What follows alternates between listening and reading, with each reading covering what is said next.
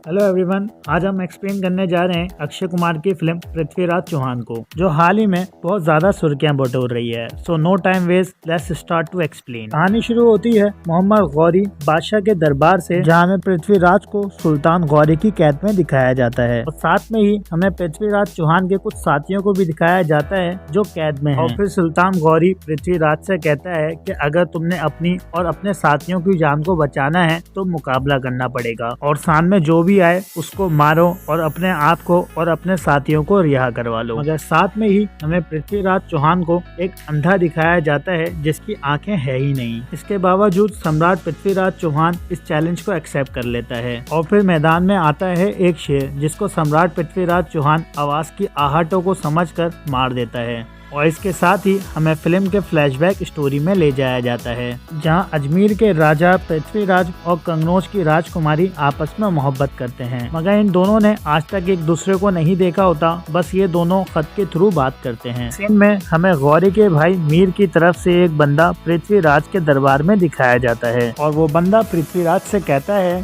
कि गौरी का भाई मीर अजमेर में पनाह लेना चाहता है, क्योंकि मीर सुल्तान की बीवी को भगाकर उससे शादी कर चुका है और सुल्तान की बीवी भी मीर से बहुत ज्यादा प्यार करती है। इसी वजह से गौरी अब मीर को मारना चाहता है। ये सुनकर पृथ्वीराज मीर का साथ देने की ठान लेता है, क्योंकि पृथ्वीराज हमेशा से औरतों के हकूक के लिए खड़ा होना जानता है। ये सुनकर सुल्तान गौरी भड़क जाता है और अपने सिपाही को पृथ्वीराज के पास भेजता है और पैगाम देता है कि मीर को मेरे हवाले कर दो, क्योंकि वो मेरा दुश्मन है और अगर नहीं तो युद्ध के लिए तैयार हो जाओ। ये सुनकर पृथ्वीराज कहता है कि पृथ्वीराज से कोई मदद मांगे और पृथ्वीराज ठुकरा दे, ऐसा हो नहीं सकता। तो गौरी से कह दे कि वो भी जंग के लिए तैयार हो जाए। और फिर जंग का आगाज होता है और पृथ्वीराज अपनी फौज के साथ मिलकर बड़े आसानी से युद्ध में गौरी को शिकस्त का करारा मजा चखा देता है और तो और गौरी को कैद में भी ले लेता है और गौरी को कैदी बनाकर जेल में डाल दिया जाता है, जहां हर किसी की डिमांड होती है कि गौरी को मार दिया जाए,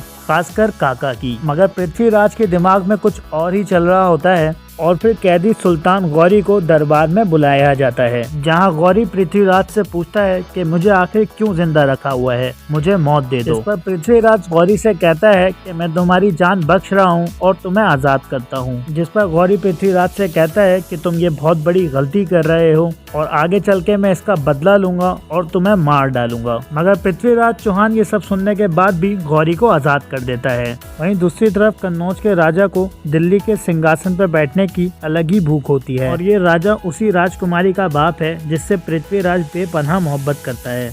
और फिर इसको अपने जराये से पता चलता है कि दिल्ली का सिंहासन इसको नहीं बल्कि पृथ्वीराज को दिया जा रहा है। कन्नौज का राजा आंख भगोला हो जाता है और वो पृथ्वीराज की तरफ अपना एक सिपाही भेजता है और पैगाम में पृथ्वीराज को दिल्ली की हुकूमत को डिवाइड करने का कहता है और पैगाम में ये भी कहता है कि अगर तुम इस मुआहदे पे राजी नहीं होते तो फिर जंग के लिए तैयार हो जाओ, और साथ में चेतावनी दी कि हम तुम्हें युद्ध हरा कर दिल्ली तो दिल्ली अजमेर भी हथिया लेंगे। और इसका जवाब पृथ्वीराज बड़ी करारे अंदाज में देते हैं कि तैयार हो जाओ, मुआहदे के लिए नहीं बल्कि युद्ध के लिए। और जब जिया चंद्रा को ये बात पता चलती है कि पृथ्वीराज ने मुआहदे की जगह जंग का फैसला करा है, तो जिया चंद्रा पृथ्वीराज को नीचा दिखाने के लिए अपनी बेटी का रिश्ता करने का फैसला कर लेते हैं। और इस मौके पे पृथ्वीराज के दोस्तों और दुश्मनों को सबको बुलाया जाता है, मगर पृथ्वीराज को बुलवाया नहीं जाता, बल्कि उनको बेइज्जत करने के लिए एक सिपाही के रूप में उनकी एक मूर्ति खड़ी कर दी जाती है। और जब ये बात सहयोगिता को पता चलती है तो वो बहुत ज्यादा भड़क जाती है, क्योंकि वो पृथ्वीराज से बहुत ज्यादा मोहब्बत करती है और वो अपने बाप के पास जाकर खड़ी हो जाती है और वो अपने बाप से कहती है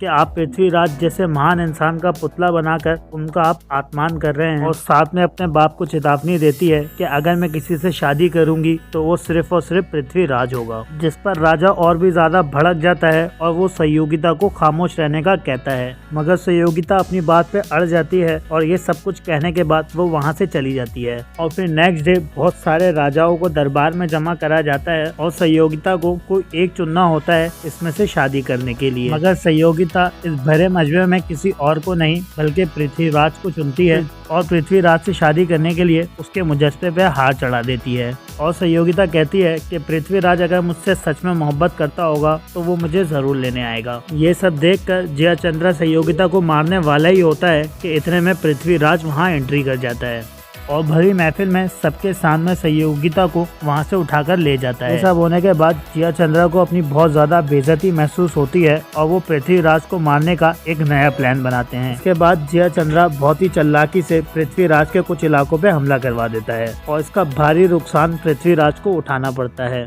और इस जंग में पृथ्वीराज के अजीज काका भी मारा जाता है। और पृथ्वीराज को जब ये बात पता चलती है कि काका अब इस दुनिया में नहीं रहे तो वो बहुत ज्यादा उदास हो जाते हैं और गुस्से में आकर कन्नौज के खिलाफ युद्ध का ऐलान कर देते हैं। वहीं दूसरी तरफ कन्नौज के राजा जिया चंद्रा अपनी पावर को बढ़ाने के लिए एक सौदागर को अपने पास बुलाते हैं और वो सौदागर को एक सौदा ऑफर करता है कि वो सुल्तान गौरी के पास जाए और उसे जो भी चाहिए होगा वो मैं दूंगा, बस उसे बदले में पृथ्वीराज जिंदा चाहिए। बस फिर सौदागर ऐसा ही करता है और मुआहदा करने के लिए सुल्तान गौरी के पास चले जाता है और पूरा मुआहदा सुल्तान गौरी को बताता है और बहुत सारे पैसे भी ऑफर करता है सुल्तान गौरी को, क्योंकि पृथ्वीराज सुल्तान का पहले से ही दुश्मन था और सुल्तान गौरी बस इसी का फायदा उठाकर यह मुआहदा एक्सेप्ट कर लेता है। और फिर दोबारा से एक सिपाही पृथ्वीराज की तरफ भेजा जाता है जो सुल्तान की तरफ से पृथ्वीराज को पैगाम देता है कि या तो दिल्ली सुल्तान के हवाले कर दी जाए या फिर युद्ध के लिए तैयार हो जाए, जिस पर पृथ्वीराज खुशी खुशी मान जाता है और वो युद्ध के लिए तैयार हो जाता है। बस फिर युद्ध की तैयारी शुरू कर दी जाती है और युद्ध पे जाने से पहले